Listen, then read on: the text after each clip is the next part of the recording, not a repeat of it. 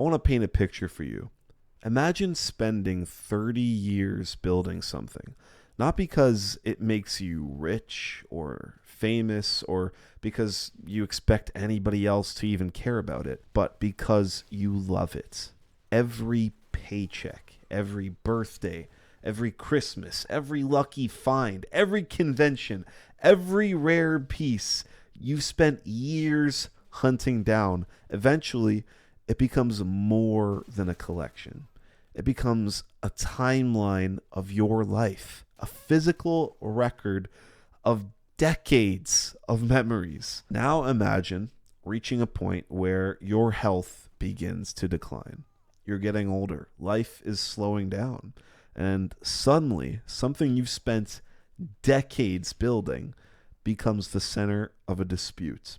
Questions start appearing. People point fingers. Responsibility gets passed around. And before long, the thing you've spent a significant portion of your life creating is seemingly nowhere to be found. That sounds like the setup to a fucking movie. But right now, it's one of the biggest stories on YouTube. And somehow, it's about Lego. At least on the surface, because the deeper I've gone down this rabbit hole, the more I've realized this story isn't about Lego at all. It's about trust. It's about what happens when the thing you've spent years building ends up in someone else's hands. It's about corruption, and it's about why the internet is increasingly becoming the place people turn when they feel like they've got nobody else listening. Now, I've got timestamps in all of the videos I post, including this one. So if you already know what's happened with this whole Lego thing, you can go ahead and skip a little bit ahead here because I'm just going to recap everything that's happened. Here's the basic version of what's gone down the last couple weeks, or at least what's gone down the videos that have been posted in the last couple weeks. A man named Eric Mansell and his son Brian Mansell, who is featured in all of Reckless Ben's YouTube videos, spent years building an enormous Lego collection. Not a casual collection, not a couple shelves in the basement, a collection reportedly valued in the six figures.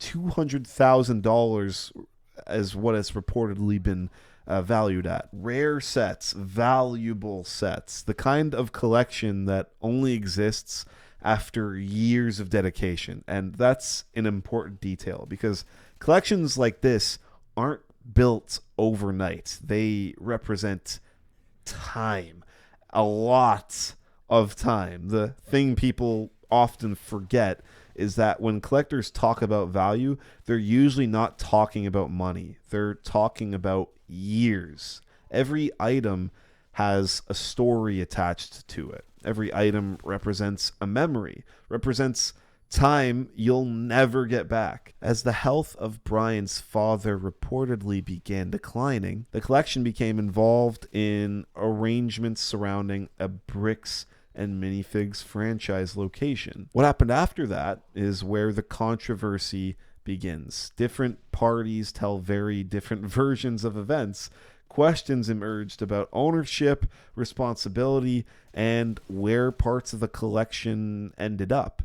Eventually, the story finds its way to the YouTuber Reckless Ben. And if you've ever watched Reckless Ben before, you know this man approaches investigations the same way Indiana Jones approaches ancient artifacts. The deeper he dug, the weirder shit got. More documents, more allegations, responses, legal drama, more unanswered questions, and suddenly what started as a dispute involving Lego exploded into one of the internet's biggest rabbit holes I've ever seen. And millions of people have become invested, which brings us to the question, why? Why are people who haven't touched a Lego brick, or at least most people, who haven't touched a Lego brick in like 20 years, suddenly glued to this story? Well, it's because it was never about the Lego. And I think that's the biggest misconception people have when they first hear about this story. People hear missing Lego collection and immediately imagine some like little nerd upset because he can't find his Millennium Falcon or some shit like that. That's not what people are reacting to. What people are reacting to is loss, and loss is universal. Everyone understands loss. Imagine replacing the word Lego with something else. A classic car collection. Maybe it's a baseball card collection, a family business, a retirement account, a house. Suddenly nobody's laughing anymore because everyone has something that they're building. And that's what makes the details about Eric's health so important, because this wasn't some 20-year-old who could just start over or anything. This was someone in a very vulnerable stage of life, someone who had already invested decades into building something super meaningful to them. When people watch this story, they're not imagining losing Lego. They're imagining losing their thing, their business, their savings, their life's work. The collection becomes symbolic. It's no longer a pile of plastic. It's years of someone's life. And that's why I think this story feels so much darker than it initially sounds. Because when something like this happens to someone who is already facing health challenges, it feels less like a business dispute and more like watching somebody lose a piece of their legacy. And that's a feeling that hits people kind of hard. The second lesson might be the most important one here. Most people think life-changing disasters happen because somebody made a huge mistake, but usually they don't. Usually they begin with a small assumption. Someone will say something like, "I'm sure it'll be fine."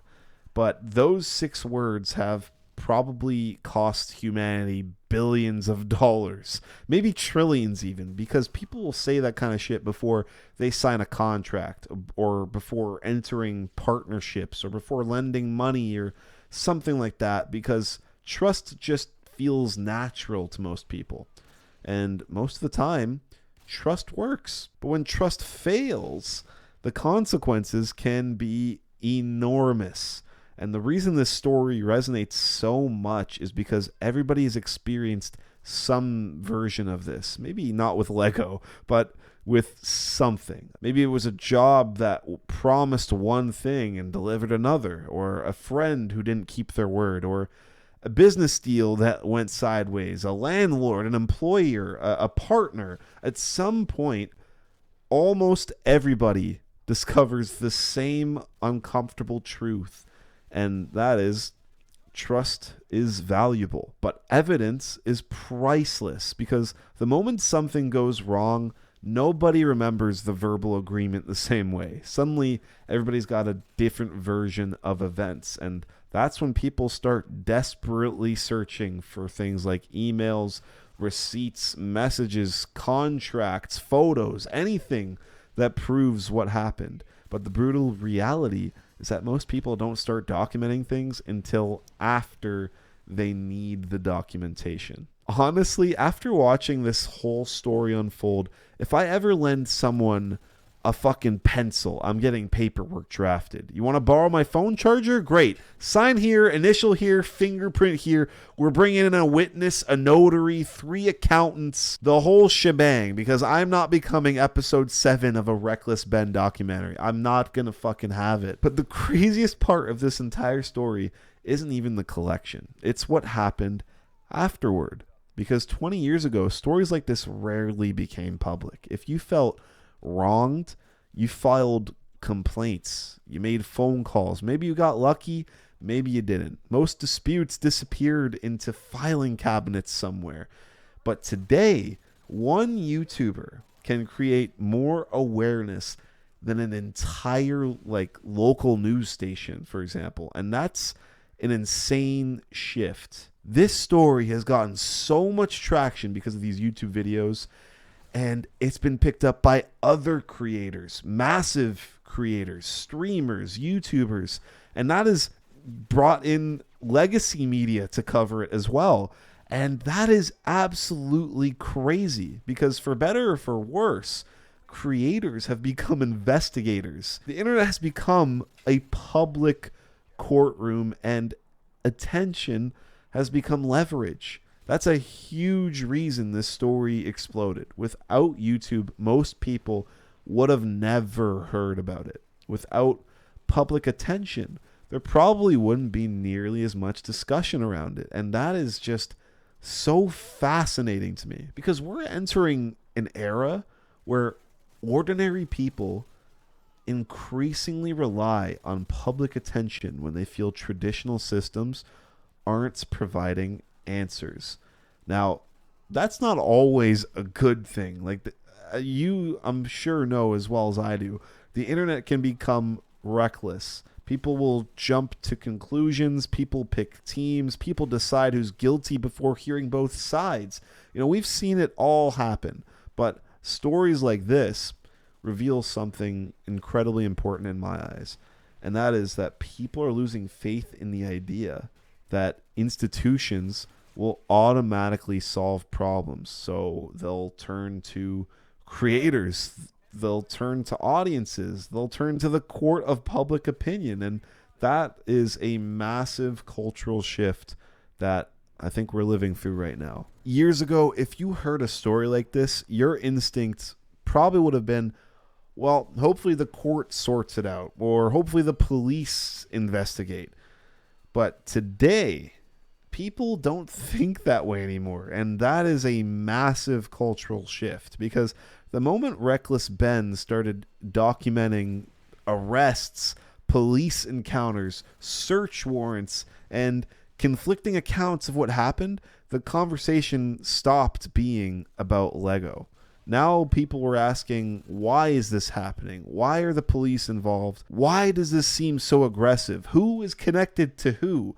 And the reason the Mormon angle gained so much traction, that's something I didn't even mention earlier. Apparently there's a connection between the police department involved in this whole story and the higher-ups in Bricks and Minifigs. And apparently they're all a part of this Mormon community. That's just a allegation, but it is an angle that has gained so much traction.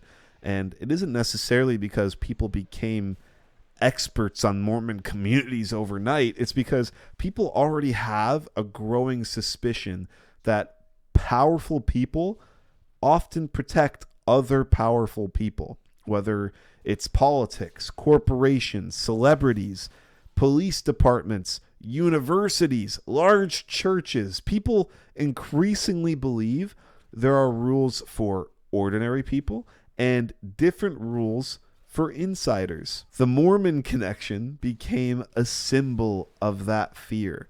Not necessarily proof, but a symbol. And symbols are incredibly powerful. I've seen so many discussions across Reddit, YouTube, and social media just in general repeatedly frame the story as an example of potential favoritism and institutional protection, even though those claims remain allegations and not established facts. I'm not trying to get sued here. These are all allegations. But just think about this for a second. If this story was simply a business dispute over a Lego collection, nobody gives a shit. But the moment people start believing an elderly man may have lost something he spent decades building, people start to care. Then they'll hear the company says it isn't responsible, and people will care a little bit more. And then they hear the police are getting involved, and they'll care a little bit more. And then they hear the police might be protecting these people, and now they're glued to the screen, just like me, just like you potentially, and just like millions of people across the world. Because now it's not a Lego story anymore. It's a power story. And people are obsessed with stories about power. Every institution in this story is suffering from the same problem, and that is a lack of trust. People don't trust corporations anymore. They don't trust the police, the media, the government, public statements, official explanations. And when that trust disappears, people start looking for things like an independent investigator, which is why someone like Reckless Ben can become the central figure in a story like this. 20 years ago, you'd wait for a journalist, but now, today, millions of people wait for the next YouTube upload. And maybe that's why this story exploded. Not because of Lego or because of Star Wars or even because of money, but because it touches a nerve that a lot of people already have. A growing feeling that institutions we're supposed to trust aren't as trustworthy as they once seemed. And when people stop trusting the referees, they start looking for somebody else to tell them the score. And that's why millions of people are refreshing YouTube, waiting for the next Reckless Ben upload. They're not just looking for answers about a Lego collection. They're looking for proof that accountability still exists. Because if a man can spend decades building something, lose it, and never get answers, then the question becomes, what happens when it's our turn? I think I'm going to leave it there, guys. Let me know what your thoughts are on this video. I'm trying to tie a bit of a life lesson behind a lot of like trendy things that go on like around, you know, I guess online. So what do you guys think about this kind of ramble sesh? Do you agree with a lot of the life lessons I bring up? And what do you think is going to happen next in this whole Reckless Ben thing, man? It's got me and so many other people glued to the screen. I can't wait for this next video to drop, bro. It's just so crazy. It's such an insane story. One of the craziest stories I've seen online in a while. What do you think is going to happen next? What do you think of the points I brought up? Do you agree? Do you disagree? Let me know down below. Either way, I hope you guys enjoyed, and peace. We act like it's royal, like it's life or death now. Tearing up the script for a regular four, call it in a war when it's the cold night.